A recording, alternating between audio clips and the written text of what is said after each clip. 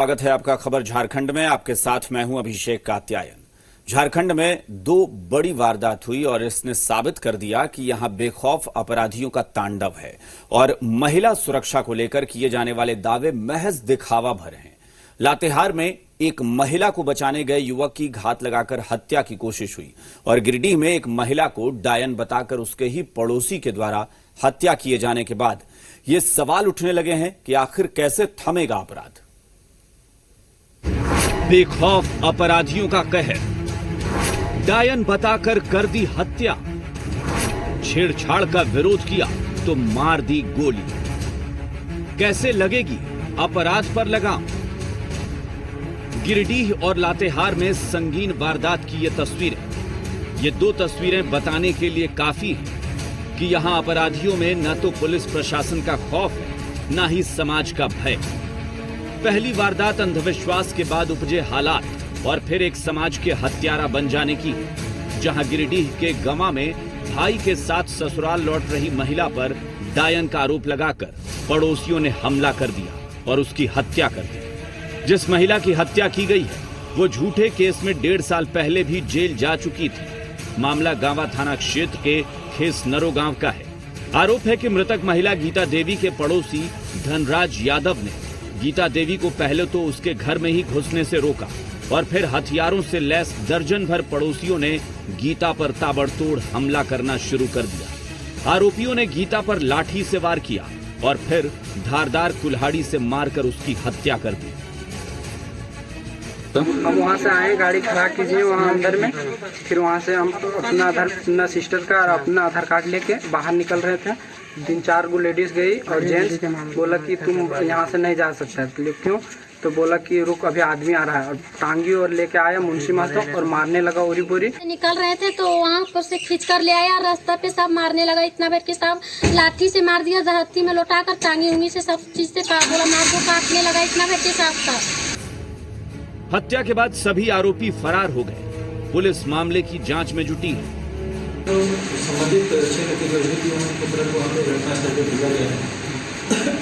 उसमें अभी छानबीन की जा रही है, जिसके विषय मिलता है कि उनको गिरफ्तार किया जाएगा। गिरिडीह में महिला को डायन बताकर हत्या कर दी गई तो लातेहार में एक महिला को छेड़छाड़ से बचाने की हिमाकत करना एक शख्स पर भारी पड़ गया और फिर बेखौफ अपराधी उसके पीछे पड़ गए।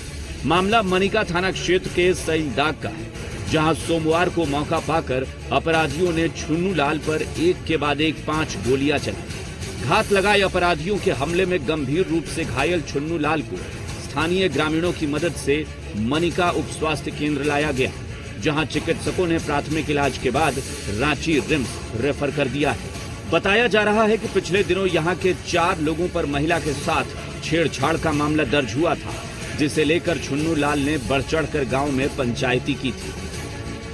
5 बजे भोर में हम अपना घर से भैंस लेकर के जा रहे थे।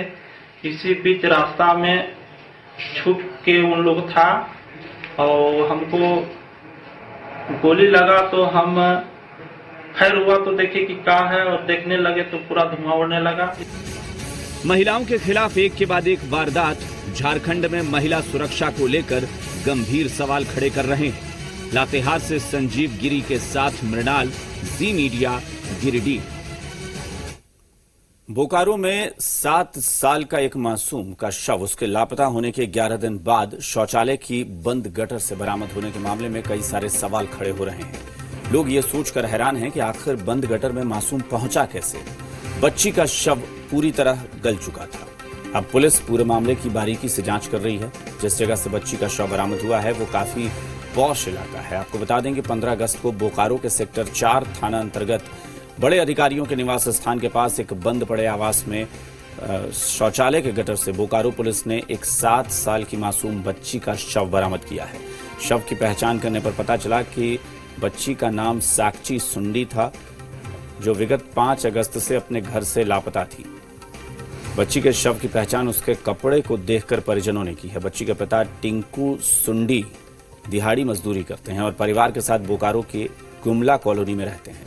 मामले में मृतक बच्ची के पिता का कहना है कि उसने 4 अगस्त को बच्ची को डांट फटकार लगाई थी और एक थप्पड़ जड़ा था, जिसके डर से वो उस दिन घर नहीं आई। लेकिन जब वो सुबह भी घर नहीं लौटी तो परिजन ने 5 अगस्त को सेक्टर 4 थाने में जाकर गुमशुदगी का मामला दर्ज कराया। उसके बाद बच्ची की खोजबीन शुरू हुई, जहां 15 अगस्त को बच्ची का शव बरामद हुआ था। घटना यही घटी थी कि मतलब 4 तारीख को 1 बजे आसपास उसको डांटे थे और 1-2 थप्पड़ मारे थे। वो डर के मारे इधर पीछे वाला दरवाजा से निकल गई।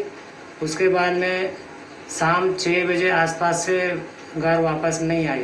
वो डेली मतलब इधर उधर खेलते रहती थी कि हम लोग सोचे उस समय कि किसी घर में होगी, टीवी भी देख रही होगी, तो उतना ध्यान नहीं दिए। रांची के बिल्डर अभय सिंह से 2 करोड़ की रंगदारी मांगने और बिल्डर के दफ्तर में फायरिंग करने वाले शख्स समेत गैंग के 4 अपराधियों को पुलिस ने गिरफ्तार कर लिया है। कम समय में पुलिस के द्वारा बहुत ही बेहतरीन काम किया गया और इस कांड में शामिल सभी लोगों की अरेस्टिंग की गई है।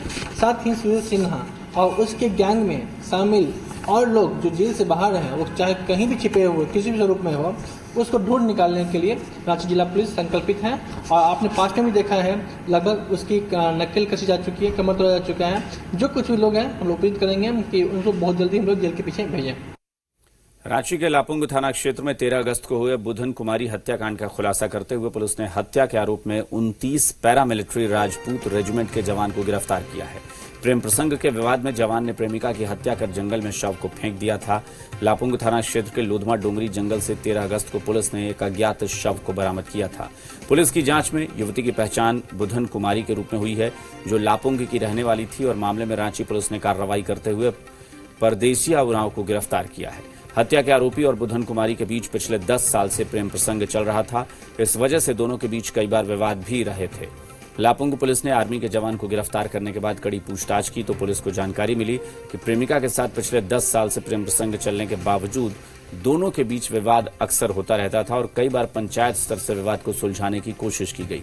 लेकिन इस बार जब जवान छुट्टी लेकर रांची के लापुंग पहुंचा तो हत्या की साजिश रच दी और प्रेमिका को आरोपी ने जंगल में ले जाकर पत्थर से कुचलकर मार डाला।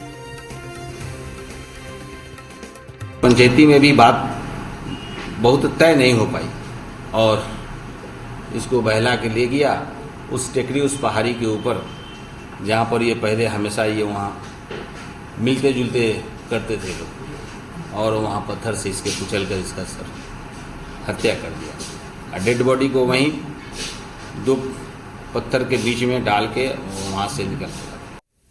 रांची के जगन्नाथपुर थाना क्षेत्र के सोलंकी चौक के पास एक नाबालिग ने महज इस बात के लिए खुदकुशी कर ली क्योंकि उसे पढ़ाई करने के लिए कहा गया था। पुलिस मामले की जांच कर रही है। बताया जा रहा है कि पढ़ाई करने को कहा गया तो बच्चे ने जहर खाकर अपनी जान दे दी।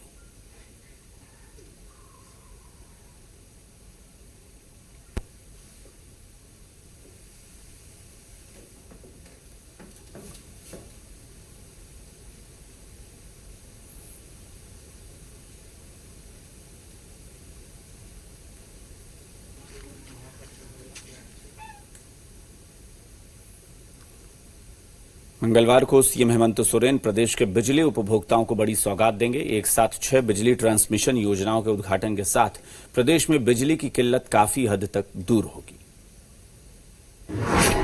बिजली उपभोक्ताओं को मिलेगी बड़ी सौगात। 6 बिजली ट्रांसमिशन योजनाओं का होगा उद्घाटन। सौगात से दूर होगी बिजली की किल्लत। प्रदेश के सीएम हेमंत सोरेन मंगलवार को बिजली उपभोक्ताओं के लिए बड़ी सौगात देने वाले हैं। प्रदेश में बिजली की किल्लत को दूर करने के लिए सीएम 6 बिजली ट्रांसमिशन योजनाओं का ऑनलाइन उद्घाटन करेंगे, जिसमें गढ़वा, जसीडीह, गिरिडीह, दुमका, सरिया और जमुआ शामिल है, जहां सरकार की सौगात से बिजली की किल्लत दूर होगी और बिजली उपभोक्ताओं को बड़ी राहत मिलेगी। ग्रिड बनेगा तो स्वाभाविक रूप से लोगों को उसका लाभ मिलेगा, लेकिन अभी इतने से काम नहीं, इसमें अभी बहुत काम करना बाकी है। ये तो बस शुरुआत है। अभी हम लोग और भी चीजें बहुत तेजी से इस दिशा में आगे बढ़ा रहे हैं कि बिजली के क्षेत्र में जो बहुत दिक्कतों का सामना ग्रामीण क्षेत्रों में करना पड़ता है, विशेषकर उनके लिए हम लोग काफी गंभीरता से कार्य योजना तैयार कर रहे हैं। आपको बता दें कि उद्घाटन का यह काम सोमवार को ही होना था, आज होना था, लेकिन अपरिहार्य कारणों से कार्यक्रम रद्द कर दिया गया। अब मंगलवार को दोपहर 3:30 बजे बिजली योजनाओं का उद्घाटन होगा। जिन 6 ट्रांसमिशन का उद्घाटन होना है उनमें गढ़वा भी शामिल है। जिले को बिजली के क्षेत्र में बहुत बड़ी सौगात मिलने वाली है। रमना के भगोडीह में जिस ग्रिड का सीएम उद्घाटन करेंगे उसे 123 करोड़ की लागत से तैयार किया गया है। ऑनलाइन उद्घाटन के दौरान गढ़वा के विधायक और मंत्री मिथिलेश ठाकुर भी मौजूद रहेंगे। इसको लेकर ऊर्जा विभाग की तैयारी जोर शोर से की गई है। नई योजना की शुरुआत के बाद गढ़वा जिले को बिजली की समस्या से आजादी मिलने वाली है। जब हमारे माननीय मुख्यमंत्री पलामू के दौरे पर होते थे तो या गढ़वा के दौरे पर होते थे तो उन्होंने भी हमेशा यह आश्वासन दिया यहाँ की जनता को कि जैसे ही हमारी सरकार बनेगी हम बिजली के क्षेत्र में गढ़वा को आत्मनिर्भर बनाने का काम करेंगे। बिजली की समस्या न सिर्फ यहाँ के बिजली उपभोक्ताओं की समस्या रही है बल्कि ये एक चुनावी मुद्दा भी रहा है। लेकिन 18 अगस्त को मिलने जा रही सौगात के बाद न सिर्फ इस मुद्दे का समापन हो जाएगा बल्कि प्रदेश में विकास की रोशनी भी बिखरेगी। ब्यूरो रिपोर्ट, जी मीडिया। सीएम हेमंत सोरेन ने प्राइवेट सेक्टर में रिजर्वेशन के मामले में कहा कि विभाग को निर्देश दे दिया गया है, बहुत जल्द इस पर एक मसौदा बनाकर लाएंगे और उसके अनुरूप कहां किस तरीके से यहां के स्थानीय लड़के और लड़कियों को लाभ मिल सकता है उसे लेकर नियम बनाएंगे। विभाग में लोगों को आदेश दे दिया गया है कि वो बहुत जल्द इस पर एक मसौदा बना करके लाएंगे और उसके अनुरूप कहां किस तरीके से हम लोग अधिक से अधिक यहाँ के लड़कों को, यहाँ के जो छात्र छात्राएं हैं जो रोजगार पाने की इच्छा रखते हैं और हर स्तर पे इस चीज का आकलन होगा। उसके बाद एक प्रारूप के साथ हम लोग इस नियम को बनाएंगे। झारखंड के करीब 5000 मनरेगा कर्मी अपनी मांगों को लेकर 27 जुलाई से ही हड़ताल पर हैं। ऐसे में क्या है मनरेगा के तहत कराए जा रहे कार्यों की स्थिति और ग्रामीण विकास के कार्यों पर इसका कितना फर्क पड़ा है, आइए देखते हैं राजधानी से सटे नामकुम ब्लॉक के एक पंचायत से हमारी खास रिपोर्ट।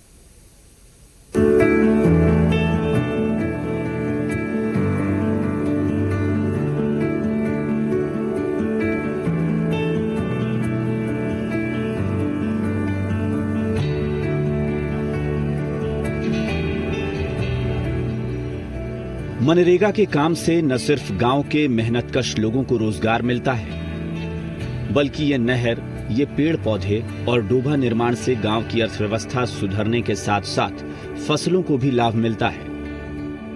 लेकिन झारखंड में 27 जुलाई से ही करीब 5000 मनरेगा कर्मियों की हड़ताल के कारण गांव के विकास कार्यों पर इसका कितना असर हुआ है, ये जानना बेहद जरूरी है।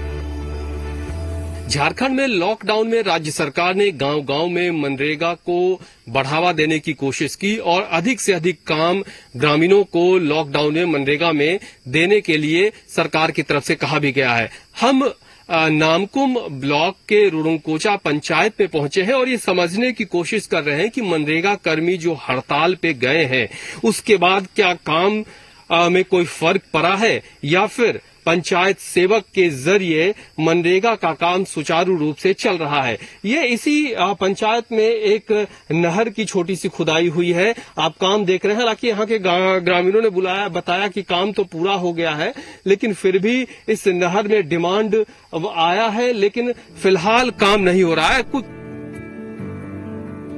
नामकुम प्रखंड के रुदुकोचा पंचायत के लोगों की शिकायत है कि यहाँ बागवानी का काम पूरा हो चुका है लेकिन उसका मास्टर रोल नहीं आया है। यानी कि प्रदेश से घर आए लोगों को अभी काम तो नहीं मिल रहा है, जो मिला था वो भी पूरा हो चुका है लेकिन भुगतान बाकी है। प्रधान, मुखिया, वार्ड पार्षद के पास जाते हैं तो वो हाथ खड़े कर देते हैं। वहीं मनरेगा कर्मी की हड़ताल के कारण जो काम हुआ है उसका पेमेंट कार्ड नहीं आ रहा। जॉब कार्ड और मास्टर रोल उनके भी नाम से आ रहा है जो काम नहीं कर रहे हैं। इससे बाद में उन्हें परेशानी आएगी। हम लोगों को बहुत दिक्कत होता है क्योंकि रोजगार सेवक लोग नहीं आते हैं। हम लोगों को उनके प्लानिंग क्या करना है वो सब के बारे में पता नहीं चलता है हम लोगों को। वो लोग आते हैं, सब क्या क्या काम करना है, क्या स्कीम आ रहा है उसके बारे में सब चीज बतलाते हैं। काफी प्रभाव पड़ रहा है, प्रतिकूल प्रभाव पड़ रहा है ना। रोजगार सेवा अगर होती तो हमारे पास बीच बीच में आती, बतलाती कि इसके बाद और कौन सी नई योजना आने वाली है। ढंग से काम नहीं हो रहा है और मनरेगा सेवक लोग हम लोग का भरपूर मदद करता था, लेकिन अभी हड़ताल में है तो थोड़ा सा हम लोग को दिक्कत हो रहा है। मास्टर रूल सही ढंग से नहीं आ रहा है। मास्टर रूल में हम लोग का खाता में पैसा नहीं आ रहा है। नहीं तो फर्स्ट टाइम जो मास्टर रूल भेजा गया था वो आ गया, लेकिन सेकेंड और थर्ड जो अभी चल रहा है उसका नहीं आ रहा है।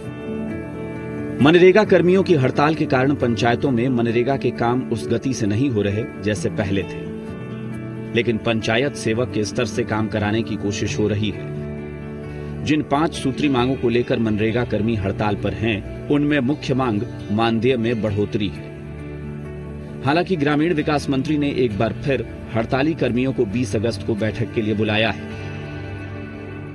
पंचायत में काम मिल रहा है, ऐसा बात नहीं है कि नहीं हो रहा है, थोड़ा बहुत हो रहा है, लेकिन बहुत सारा डिमांड जहाँ काम नहीं हो रहा है वहाँ पर भी डिमांड किया जा रहा है प्रखंड स्तर से। हम लोग देखिए 27 जुलाई से हड़ताल में है, अपनी 5 सूत्री मांगों को लेकर हड़ताल में है। सबसे पहला तो हम लोगों को सामाजिक सुरक्षा अत्यंत जरूरी था, क्योंकि हम लोगों को देखिए अभी कोरोना से लेकर के जितना भी प्रवासी मजदूर को लाना ले जाना सभी काम कराए, रोजगार देना, हम लोग सभी बाकायदा हम लोग बखूबी हम लोग काम किए हैं। विकास कार्यों में आ रही बाधाओं की तमाम तस्वीरों के बीच ग्रामीण विकास मंत्री आलमगीर आलम का मानना है कि मनरेगा कर्मियों की हड़ताल पर जाने से मनरेगा के कार्यों पर कोई फर्क नहीं पड़ा है। देखिए, मनरेगा कर्मी का हड़ताल के बारे में जो बोल रहे हैं और उससे काम बाधित के बारे में, देखिए मनरेगा का काम अभी भी चल रहा है और बरसात का समय पुराना रिकॉर्ड भी हम लोग देख रहे हैं, उसे 1 लाख 1.5 लाख से ज्यादा कभी भी मजदूर नहीं हुआ, लेकिन हड़ताल के दरमियान हमारे यहाँ 4 लाख तक मजदूर काम किया। सरकार चाहे जो भी दावे करे, जमीनी हकीकत बिल्कुल अलग है। मनरेगा कर्मियों की हड़ताल से न सिर्फ कार्यों की गति पर असर पड़ा है, बल्कि जो काम हो चुके हैं उसके मेंटेनेंस में भी कमी देखने को मिल रही है। कुमार चंदन, जी मीडिया, रांची। यहां रुकेंगे एक छोटे से ब्रेक के लिए, लेकिन कहीं मत जाइएगा, फौरन लौटते हैं।